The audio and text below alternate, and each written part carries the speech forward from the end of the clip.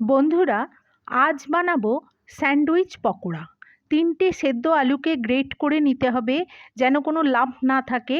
এরপর এতে পর্যায়ক্রমে পেঁয়াজ, কাঁচা লঙ্কা কুচি, ভাজা জিরে, ধনে মশলার গুঁড়ো, ধনেপাতা কুচি, আমচুর পাউডার, নুন দিয়ে মেখে কটা মণ্ড তৈরি করতে হবে।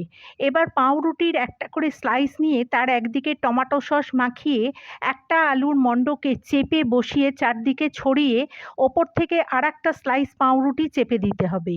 এরপর ছুরি দিয়ে স্যান্ডউইচের আকারে ৩ কোণা করে কেটে নিতে হবে।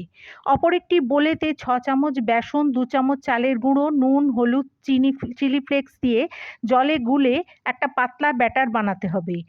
এবার কড়াতে রিফাইন্ড তেল গরম করে গড়ে রাখা স্যান্ডউইচগুলোকে বেসনের গোলায় কোট করে তেলে উল্টে পাল্টে ভেজে নিতে হবে।